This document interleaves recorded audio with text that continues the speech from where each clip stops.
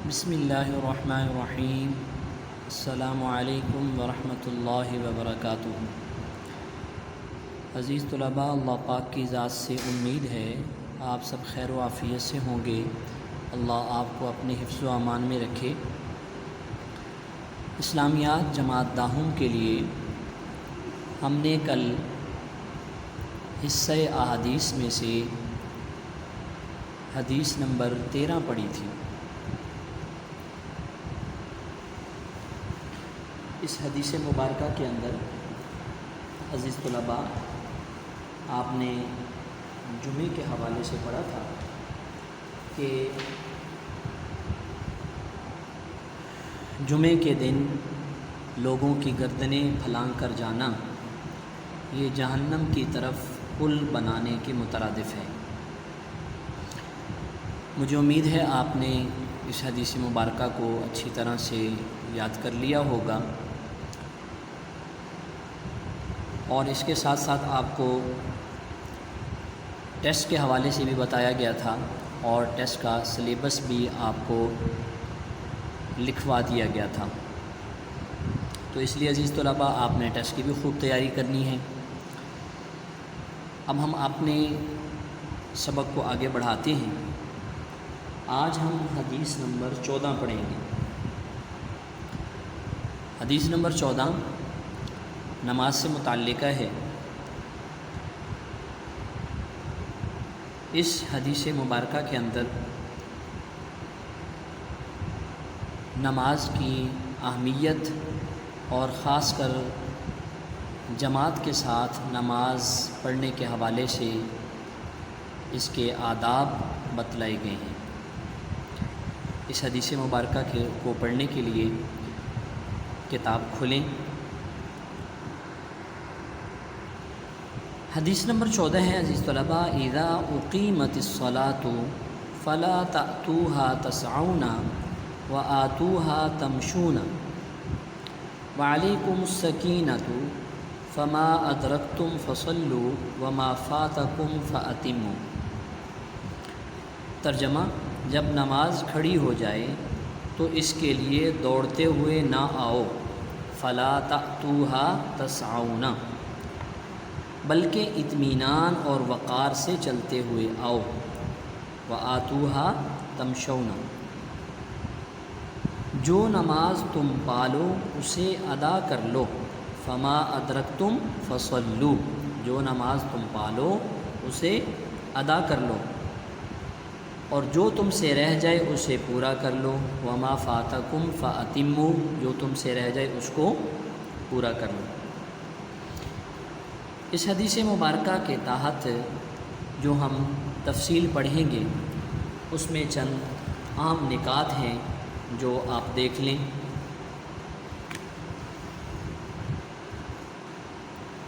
عزیز طلباء، یہ نکات ہم اس حدیث مبارکہ کے حوالے سے پڑھیں گے۔ پہلی بات تو یہ ہے کہ اس حدیث مبارکہ میں باجماعت نماز کے آداب اور اس کی اہمیت واضح کی گئی ہے۔ باجماعت نماز پڑھنے کے آداب اور اس کی اہمیت واضح کی گئی ہے۔ عزیز طلباء، نماز کے بارے میں قرآن مجید میں اللہ فرماتے ہیں، ان الصلاۃ کانت علی المؤمنین کتابا موقوتا، بے شک نماز مومنوں پر وقت کی پابندی کے ساتھ فرض کی گئی ہے۔ ہر نماز کا ایک وقت متعین ہے، اس وقت پر نماز کو ادا کریں گے تو یہ نماز اللہ کے ہاں قابل قبول ہوگی۔ تو اس لیے وقت کی بھی بڑی اہمیت ہے، اور جماعت کا ایک وقت متعین ہوتا ہے۔ جو شخص نماز جماعت کے ساتھ ادا کرنے کا عادی ہوتا ہے تو لازمی بات ہے وہ نماز کو وقت پر ادا کرے گا، کبھی بھی بغیر وقت کے وہ نماز کو ادا نہیں کر سکتا۔ تو یہ جماعت کے ساتھ نماز پڑھنے کا بہترین فائدہ ہے اور یہ اہمیت بھی ہے۔ دوسرا ہمارا نقطہ ہے انسانی وقار کا تقاضا، جو اس حدیث مبارکہ میں کہا گیا کہ جب نماز کھڑی ہو جائے تو اس کے لیے دوڑتے ہوئے نہ آؤ بلکہ آرام سے چلتے ہوئے آؤ۔ تو انسانی وقار کا یہ تقاضا ہے، انسان کی عزت اور عظمت اسی کے اندر ہے کہ وہ نماز کے لیے بڑے پرسکون طریقے سے جائے۔ اس میں جب اذان ہوتی ہے تو اذان کے فوراً بعد اگر نماز کی تیاری شروع ہو جائے تو ہر آدمی بر وقت نماز جماعت کے ساتھ ادا کرنے کے لیے پہنچ سکتا ہے۔ اگر وہ اذان کے بعد نماز کی تیاری شروع نہیں کرے گا تو پھر لازمی بات ہے سستی کی وجہ سے وہ جماعت کے ساتھ اس کے لیے پہنچنا مشکل ہو جائے گا اور تکبیر اولیٰ بھی فوت ہونے کا اندیشہ ہے۔ تو انسان کی وقار کا تقاضا یہی ہے کہ وہ وقت پر تیاری کر کے نماز کے لیے جائے اور دوڑ بھاگ کر نہ جائے بلکہ آرام اور سکون کے ساتھ جائے۔ باجماعت نماز کی فضیلت کیا ہے؟ حدیث مبارکہ میں آتا ہے کہ جماعت کے ساتھ نماز ادا کرنے والے شخص کو ایک نماز پر 25 یا 27 نمازوں کا ثواب ملتا ہے۔ اور پھر خاص کر تکبیر اولیٰ کی الگ سے فضیلت ہے۔ حدیث مبارکہ میں آتا ہے کہ جو 40 دن تک تکبیر اولیٰ کے ساتھ نماز پڑھتا ہے اللہ اس کو 2 پروانے عطا فرماتے ہیں۔ ایک پروانہ کہ جہنم سے اللہ اس کو بری کر دیتے ہیں، دوسرا اللہ اس کو نفاق سے بری کر دیتے ہیں، وہ پکا سچا مسلمان بن جاتا ہے۔ تیسری بات یہ ہے کہ مساجد میں دوڑنے کی ممانعت ہے۔ مسجد اللہ کا گھر ہے، مسجد اللہ کا گھر ہے، مسجد کا ادب و احترام ہر مسلمان پر لازم ہے۔ مسجد کے اندر دوڑیں گے تو یہ ادب کے خلاف ہے، اللہ کے گھر کی بے ادبی ہوتی ہے، اس لیے مساجد کے اندر دوڑنا نہیں چاہیے۔ ہمارے ہاں ایک اکثر رواج چلتا ہے کہ نماز کے لیے پہلے سے جاتے نہیں ہیں، پھر جب نماز کھڑی ہو جاتی ہے تو پھر بھاگ دوڑ کر اس کوشش میں کہ مجھے پہلی رکعت مل جائے، مجھے تکبیر اولیٰ مل جائے، مجھے دوسری رکعت مل جائے، تو اس کوشش میں پھر بھاگ دوڑ کی جاتی ہے، تو یہ بہت غیر مناسب ہے۔ تو مسجد میں دوڑنے کی ممانعت ہے، احادیث مبارکہ میں اس سے منع کیا گیا۔ پھر مسجد میں دوڑنے کے کچھ نقصانات بھی ہیں۔ پہلا نقصان تو یہ ہے کہ اللہ تعالیٰ کی ناراضگی کا سبب ہے، اس لیے کہ مسجد کا تقدس پامال ہوتا ہے تو اللہ کی ذات ناراض ہوتی ہے۔ اور دوسرا نقصان یہ ہے کہ گر کر چوٹ لگنے کا اندیشہ بھی ہوتا ہے۔ وضو کر کے جا رہے ہیں تو پاؤں بھی گیلے ہوتے ہیں اور مسجد کے فرش میں پھسلن کا بھی اندیشہ ہوتا ہے اور پھسل کر گرنے کا، چوٹ لگنے کا اندیشہ ہوتا ہے۔ انسان کو اپنی ذات کے حوالے سے، جان کے حوالے سے نقصان کا اندیشہ ہوتا ہے، تو اس لیے یہ بھی ایک نقصان ہے دوڑیں گے تو۔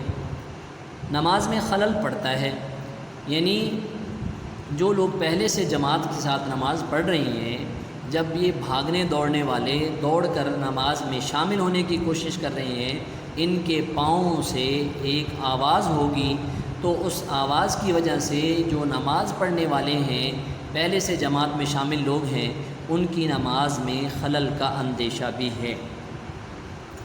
عزیز طلباء، اس حدیث کا حاصل کلام یہ ہوا کہ جب نماز کھڑی ہو جائے تو اس کے لیے دوڑتے ہوئے نہیں آنا چاہیے، بلکہ اطمینان اور وقار سے چلتے ہوئے آنا چاہیے۔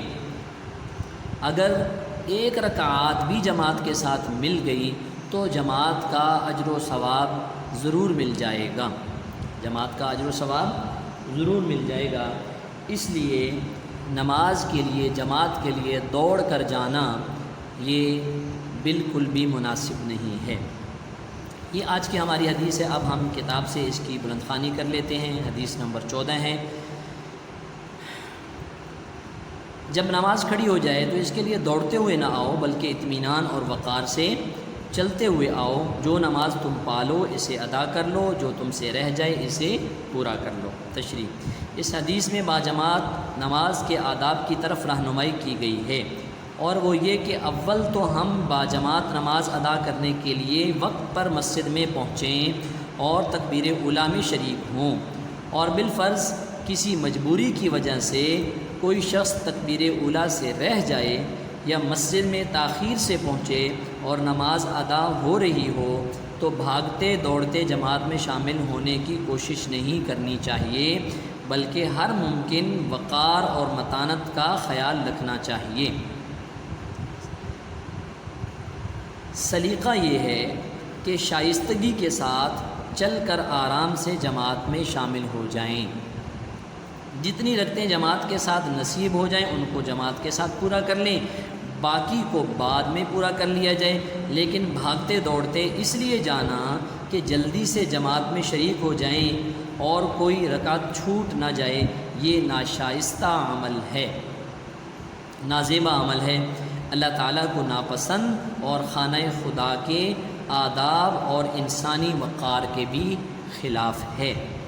تو اس لیے ادب و احترام کے ساتھ آرام سکون سے مسجد میں جائیں، جتنی نماز مل جائے اس کو ادا کر لیں، جو رہ جائے اس کو بعد میں پورا کر لیں۔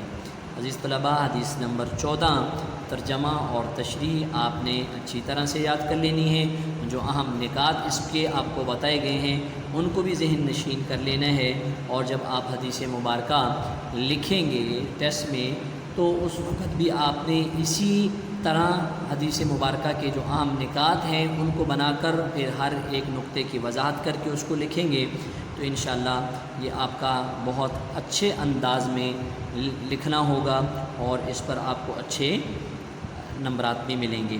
اللہ آپ کا حامی و ناصر ہو۔ السلام علیکم ورحمۃ اللہ وبرکاتہ۔